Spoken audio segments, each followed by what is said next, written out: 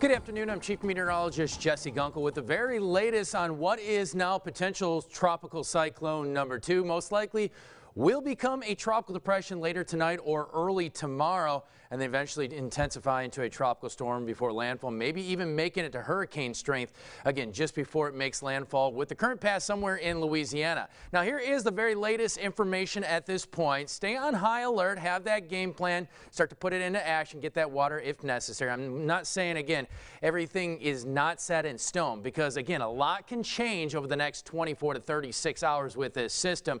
And for one reason being, they flew out there this afternoon, and as you see here, they kind of made that square route to kind of fly through some of these areas, and they didn't find much. They didn't even find tropical depression winds or strength winds at this point. Now, they did find a couple little spin-ups out there, mainly one just a little bit east of the mouth of the Mississippi out there, but no central point quite yet. You need that central point before all those models start agreeing and we start to get a better indication on the overall path and which direction it's going to head and possible intensity down the road. So here you go. Potential tropical cyclone number 2 right now. Winds are sustained at 30. It's heading west-southwest now at 8 miles per hour. That currently puts it about 125 miles east-southeast of the mouth of the Mississippi River. So you can see that last point of indication, it was over here. It could shift a little bit further southwest overnight or early tomorrow. I doubt it moves a little bit further north. If that's the case, well then I think we're going to see some potential strengthening as we make our way throughout the day on Thursday and as we move into Friday at this point. So watch your tropical tracker at this point. And again, you see some gusts at about 40, winds currently at 30, heading towards the west-southwest at 8 miles per hour. But here's the story. It looks like by the time we get into early morning, so just after midnight, we could be looking at a tropical depression. This is the current forecast track. And as you see, tropical storm by the time we get to Thursday afternoon, those winds get up to about 40 miles per hour. By Friday, you see here up to about 65 miles per hour. So that's a very strong tropical storm. And then notice by Saturday, we're talking heading into the afternoon hours just before that landfall, Category 1 storm, and then it drives quickly inland, mainly right along that Texas-Louisiana line, all the way up through the Shreveport area. The concern here is Category 1, we sit over here, that northeastern quadrant, that's always the worst area. Very heavy rainfall and those strongest winds, and that's something we need to watch out here in the capital area. Lake Charles, everybody in between, even further towards the east. Some of those outer rain bands could stretch through New Orleans. Currently seeing a lot of heavy rainfall throughout the day.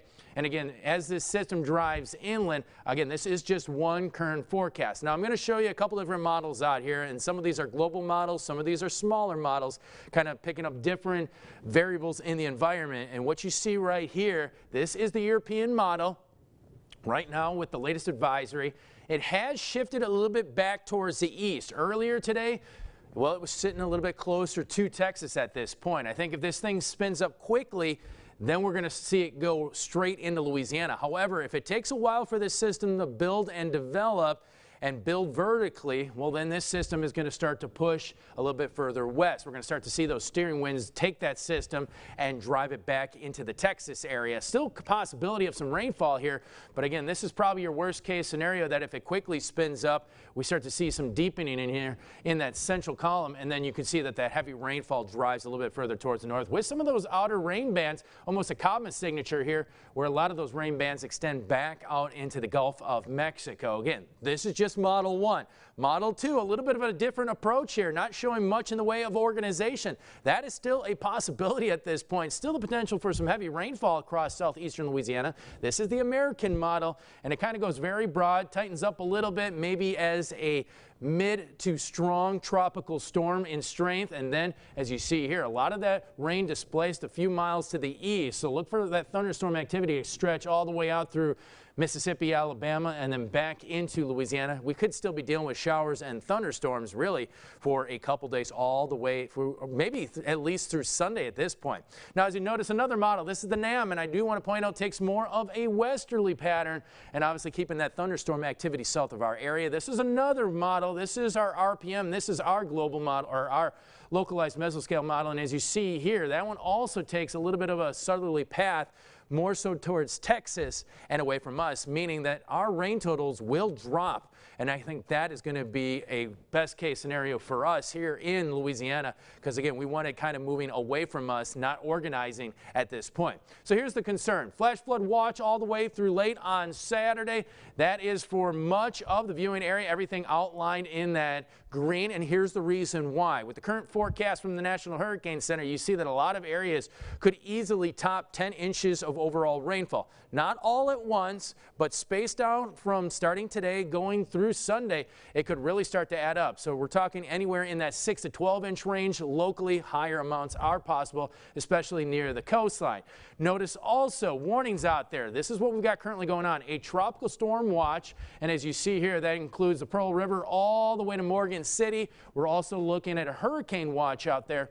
And excuse me, is that a hurricane watch? No, I think this is the very latest advisory. They've actually included the mouth of the Mississippi, and that extends well towards the west at this point. So again, we continue to get new information out there. Tropical storm force winds out here. And the other big story here is when you look at your storm surge watch, that extends also from the Pearl River all the way now past Lafayette, okay, all the way into Cameron Parish at this point. So wave height, obviously not much at this time because there really isn't a concern out there, but we are going to have to kind of keep an eye on possible storms. I think isolated tornadoes developing as some of these feeder bands start to move in, and that's where you can start to see those quick spin-ups over the next couple days. And that even starts out tonight going all the way into Sunday at this point. So here is the potential impacts for us here in southeastern Louisiana and the overall with the current track. Obviously, this could change a little bit if that system moves a little bit further west or if it continues to slide further towards the east. But I think our biggest concern is going to be that inland flooding at this point. We're talking anywhere from 6 to 12 inches of rainfall starting out Wednesday going through Sunday. I think we're also going to be on the high alert for a few isolated tornadoes out there, maybe a few funnel clouds, maybe even some water spouts across open waters. Heading into Friday through Saturday, tropical storm force winds moving into the capital area, possibly now even hurricane force winds now as we make our way closer to the weekend. We're talking sometime late Friday, moving into Saturday. Friday, Saturday, coastal flooding. A lot of areas could see over 3 inches of water, or excuse me, 3 feet of water above what you typically see out there. And as you notice on Friday going through Saturday, storm surge, that could be a big concern for all coastal parishes as it could climb to over 3 feet inland. We're only calling for that 1 to 3 feet range. Again, more information is going to continue to come in over the next couple days. Obviously, as I was even talking here, we were getting more information. It looked like they were starting to adjust some of those watches and warnings along the coastline. And that is going to be a continued process moving forward.